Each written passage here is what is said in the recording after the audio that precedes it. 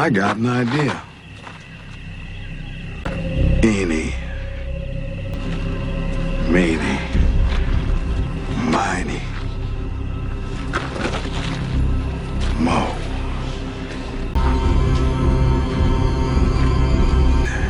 You can blink, you can cry.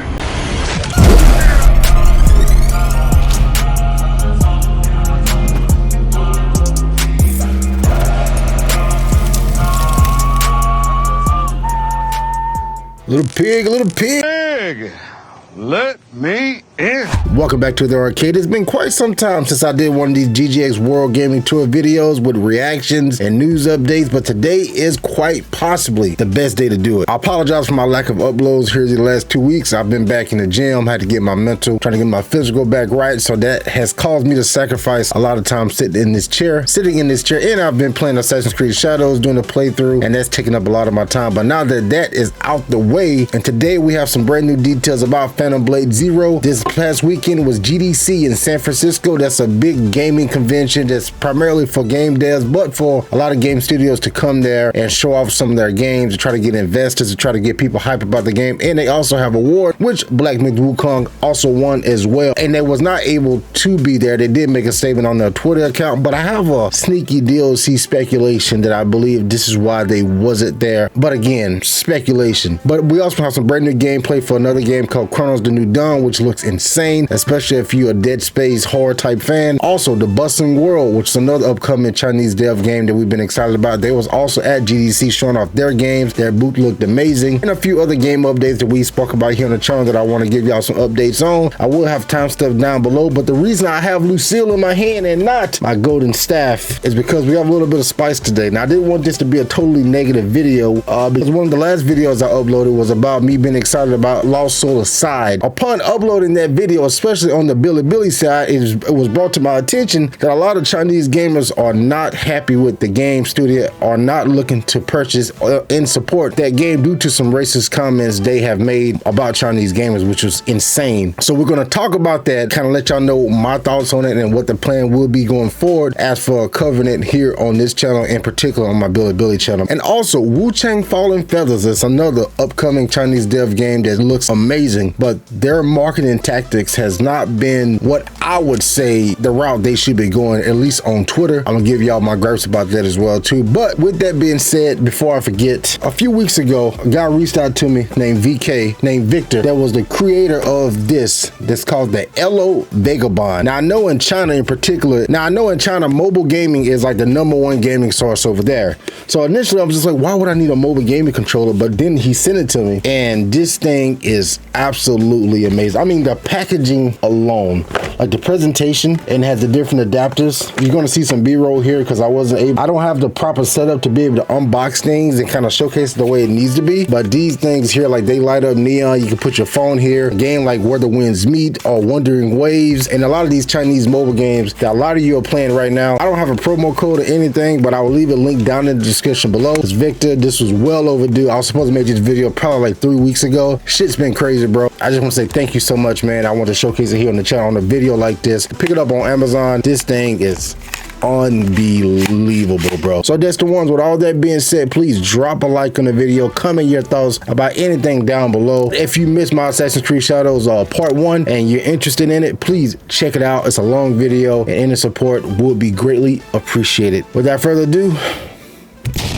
all right, so first up, AI Limit releases next week. Now, full disclosure, they sent me this game about a week ago for me to start playing it early and to do a review on it. I don't really do reviews, so I'm definitely going to be playing it. But on the same day, the first Berserker Kazan also comes out, and that game actually has a Chinese audio voice dub. So my question is this: do y'all want to see it? It's so crazy that these two games are releasing at the same time that has a similar art style that are both like Souls-likey. It's just crazy that it worked out that they both ended up on the same day. So my question is this: would you want to see me play both of those games on the channel, or would you just rather one or the other? Because I'm definitely going to be playing both of them, because I played the demo first, because first Berserk Kazan, and I actually enjoyed it. So I might just play both and see which one y'all respond to the most, and then, you know, kind of do it that way. But let me know what y'all think about that. But yeah, I thought that was pretty interesting. But so a few months ago, they showed a new game called Cronos The New New Dawn. I believe it was at an Xbox showcase or something like that. It looked amazing. As a big Dead Space fan like myself, as you watch my Black Myth Wukong playthrough, you know, I had a Dead Space hat on that entire time. So that is totally my shit. And they do have some new information about the gameplay. This is about Bloober Team as well. And after coming off Silent Hill 2 remake, they have gained our trust. And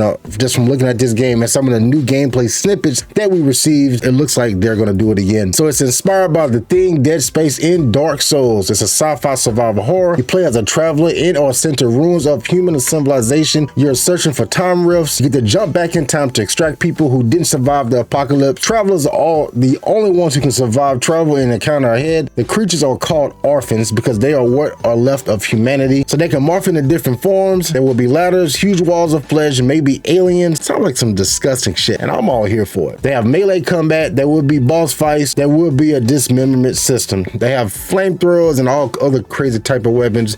And right now the release date is still slated for 2025. So that means they've been cooking on this game for quite some time. If this is any indication of how Silent Hill 2 was, which I very much enjoyed, it was too damn scary for me, bro. I guess I'm getting old. Keep you updated as new information releases. Another game we cover here on the channel that's looks to be amazing Chinese developed game is the Bustling World.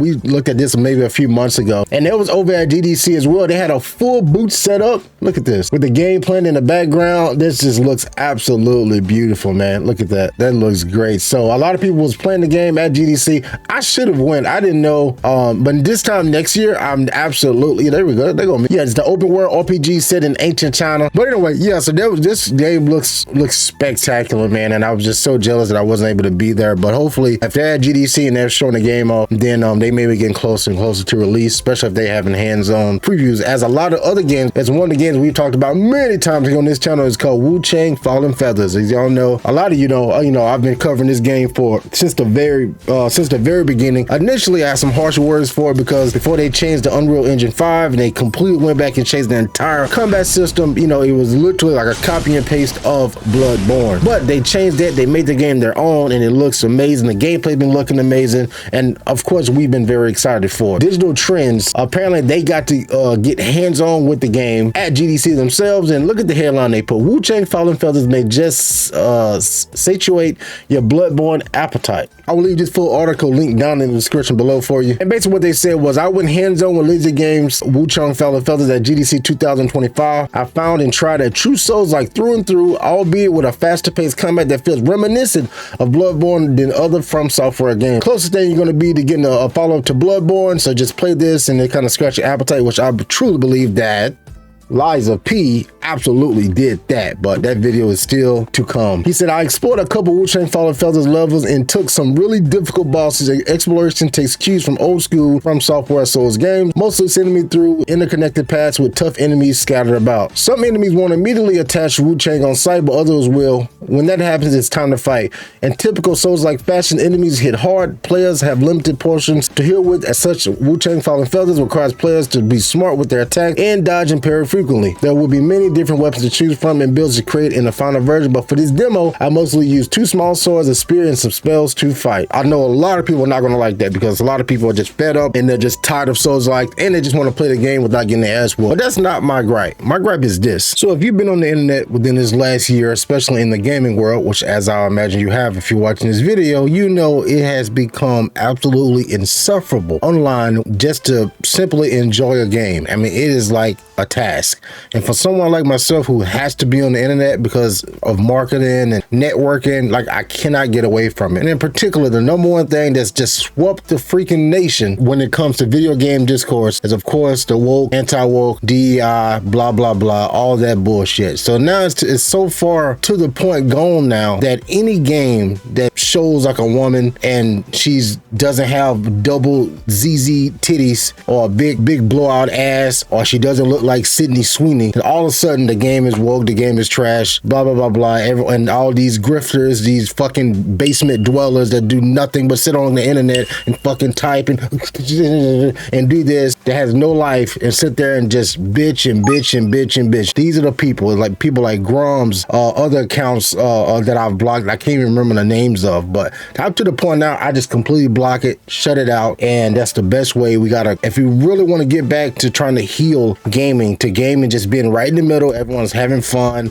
and there's not all this bullshit, then you just have to completely ignore. You just have to completely ignore it, block them out, and just move on. That's what I've been doing. But in particular, Wuchang Fallen Feathers, they've taken a very interesting route when it comes to marketing this game. For whatever reason, apparently the fire-ass gameplay that they've been putting out, the boss fights, all the mechanics, you know, the breaking down the behind the scenes of how hard this team is working to make Wuchang Fallen Feathers the best game it can be. Apparently that has not been enough, because whoever is running the freaking social media account, in particular on Twitter, they were going about it in a crazy way marketing wise. Now Pirate Nation, which is like one of the top 5 like main woke, anti-woke grifting accounts on the internet that stirs the shit every game release, to the point that every game that releases now that's not a white male, or that's muscle, or if it's a female lead, she has to look ridiculous like this, then the game is trash, the game is woke, don't buy the game. And that's the whole grift. And they make money off of making you mad. They make money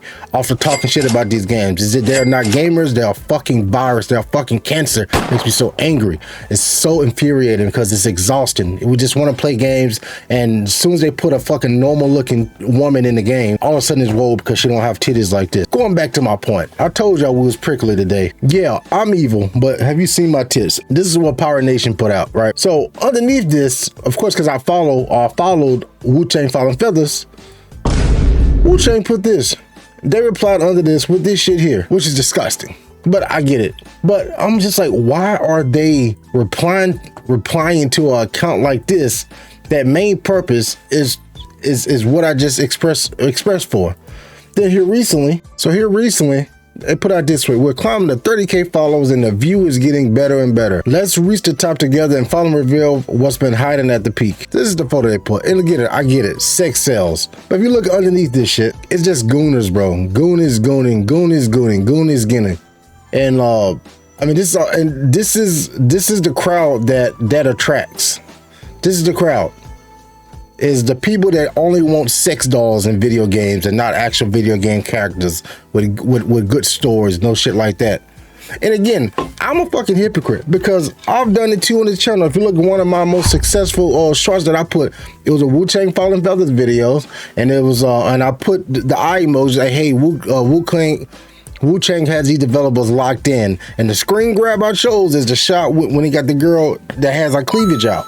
And that video is over 100,000 views. So I've done it as well. Same thing with Stellar Blade. Like, I've done it and I get it. So I'm a bit of a hypocrite myself. Like Wuchang Fallen Feathers, who has the support of the Chinese audience in a game that looks this good, they don't need to do this. And it's just going to attract those people. And I guess they may not even care. They just want all the gamers. But that's why Stellar Blade did not get the respect it deserved, because the discourse around Stellar Blade was that crowd championing that game, like, this is our game. Finally, video games are back. They put a half-naked female in there, and every time she coughs, her titties goes like this. Every time she looks, the titties go like, that's not real life, and it's just unbelievably fucking exhausting.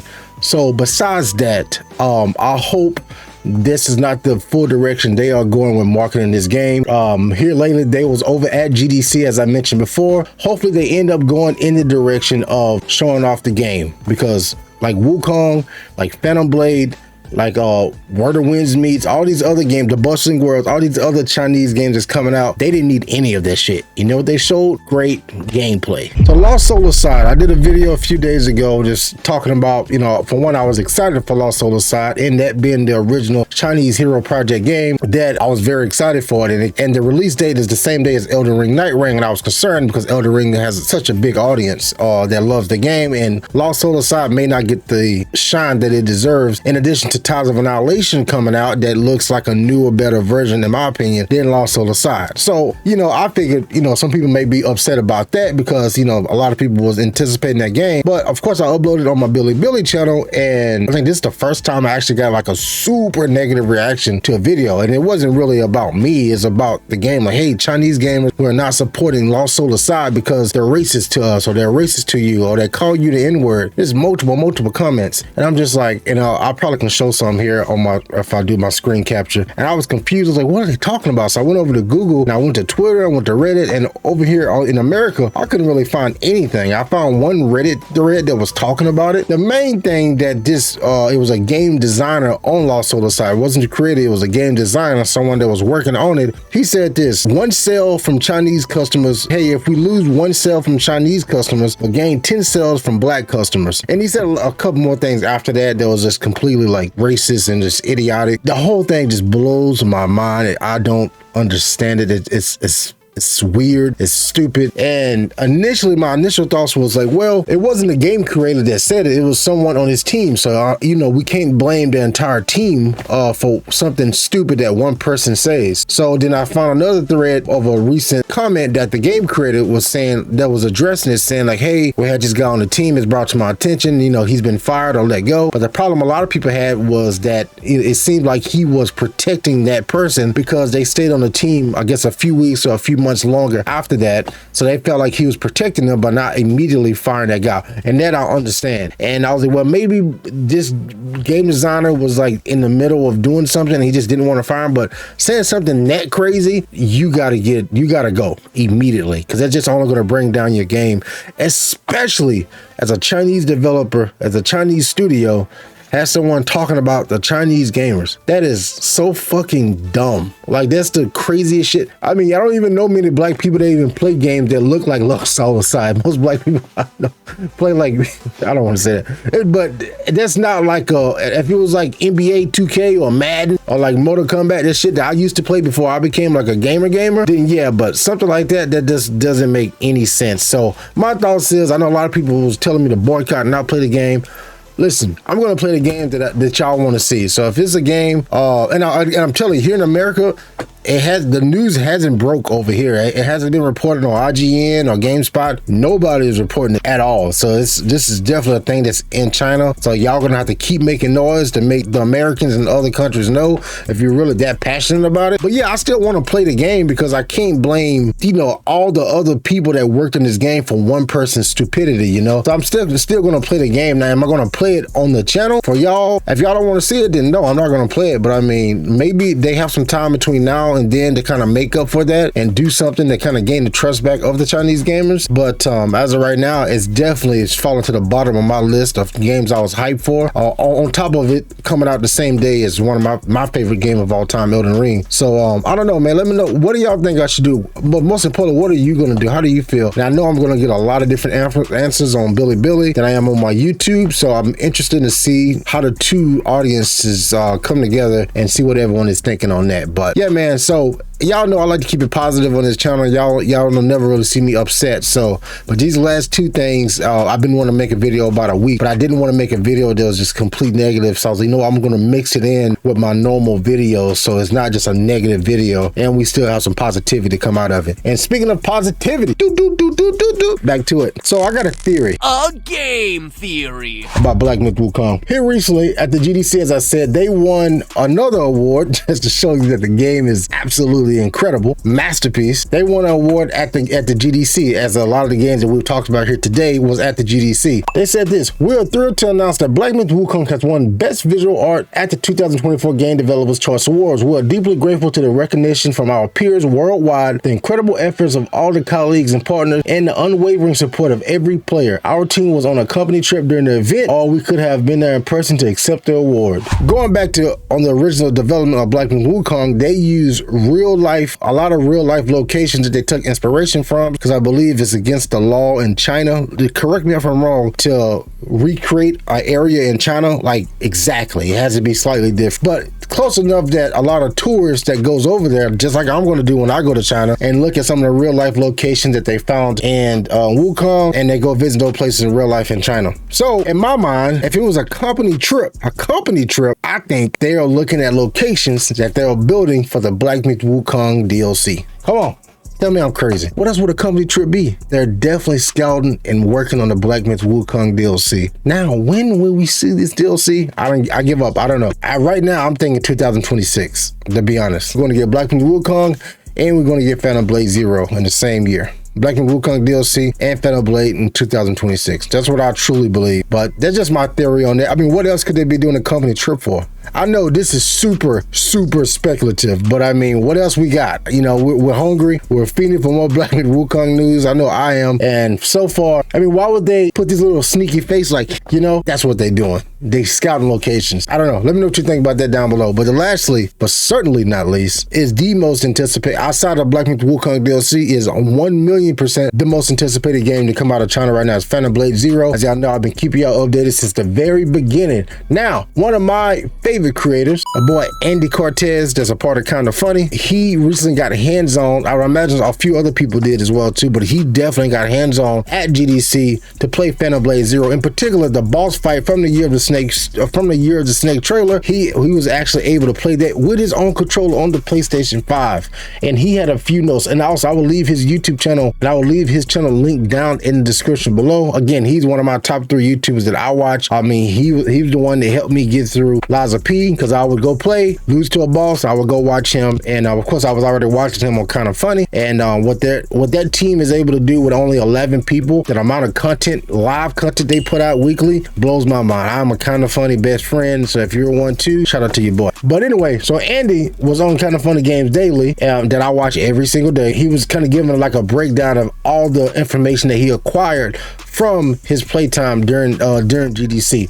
And some of this we kind of already knew, but a few other things that blew my mind. They're gonna have 3 difficulty modes that we did know of. That they're gonna have a story mode, a normal mode, and they're gonna have an extreme mode. It's still gonna be tough and challenging. They're gonna have around 50 weapons total. For all the trophy hunters, the platinum trophy was going to be the platinum trophy is going to be a whole lot easier to obtain without having to sink 150 hours into it on New Game Plus, as a lot of other games do. It's definitely going to be PS5 Pro enhanced, and if you saw some gameplay from Assassin's Creed Shadows on the PS5 Pro like I'm playing, it looks like a PC, bro. It's unbelievable. It's still likely to be 1 to 2 years away, but of course, as they said in the Year of the Snake trailer, we're going to get a official release date this summer. I would imagine it's going to be at the Summer Game Fest at Jeff Keighley's show. But the one that really caught my attention was the fact that it's going to have 8 different endings. 8. I mean, Sekiro had what, 3 or 4. Wukong had 2. I can't remember the last time I played a game that had that many different endings. That's phenomenal. And also too,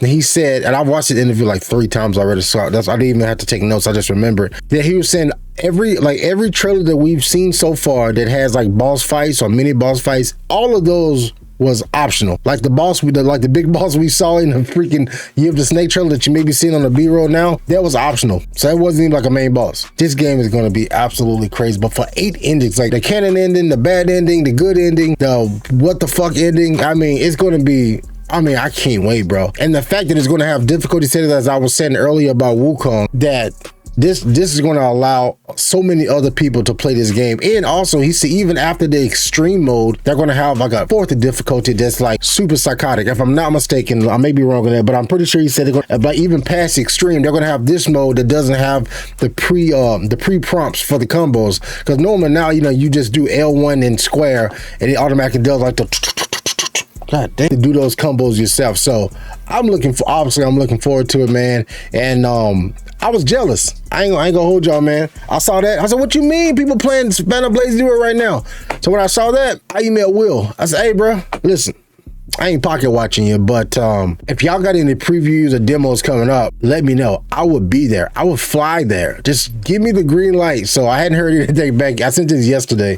So yeah, I was super jealous. I need to know. Y'all know we've been talking about this game since the very beginning. Even before I started covering Chinese games, the second day that the first day that I saw the initial trailer 2 years ago, I immediately did like a breakdown video about the combat. And if this game is a Chinese action RPG by the name of Phantom Blade Zero. It literally came in swinging, and it was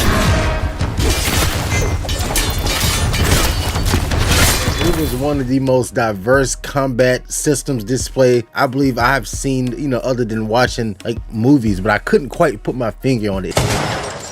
It's been living rent-free in my head ever since I watched the trailer. I've watched it like 3 or 4 times. I've been inspired by Donnie Yen. Again, this is before Wukong I did this. So from then to now, the boy got to get in there. So please, if you see, if you're on Weibo, oh, he just made me think. If you're on the Weibo account, if you see Will or someone from S Game like talk about something, spam them. Let GJX play Phantom Blade Zero, and if y'all can, I don't know, we just gotta work together because I want to give y'all some more screenshots, just some more information that I can give y'all, so that'll be great. And also, the fact about Weibo, I tried to make a Weibo account because I'm so sick of being on fucking Twitter, X, whatever they call it. I wanted to be on Weibo because that's what most of my audience is anyway. But anyway, as of course, being in America, it's almost impossible. I tried, and I gotta have like a phone number. So is there any workaround for me to be able to make a Weibo account? I mean, I got the Builder account, I got the Red Note account. I would love to have the freaking Weibo account, and especially now with immersive translate, that I can translate Chinese, simplified Chinese easier. I would love that. So if anyone knows any tips or tricks on that, please let me know. I'm definitely going to be playing Where the Winds Meet in the next week or two, because I have the instructions how to play that. But anyway, man, let me know what y'all think about that. Let me know what y'all think about 8 different endings. Is that too many? What do y'all think it could be? And I promise y'all that my upload schedule will be a lot better now. My voice starting to hurt. That's when you know I've been talking too long. I don't know how long this video is, but I know I got timestamps. If you're watching Billy, I don't know how to do timestamps yet, so I'm sorry, but I'll figure it out eventually. Anyway, go check out my Assassin's Creed Shadows videos if you don't mind. The video's doing terrible, but the people that did watch it are watching it all the way to the end. It's like a 2.5 hour video. It's fucking long, but the story is good. I'm in, and if you want to hang out with your boy, I appreciate it. Anyway, until next time. Oh, I ain't done this in like 2 weeks. Oh.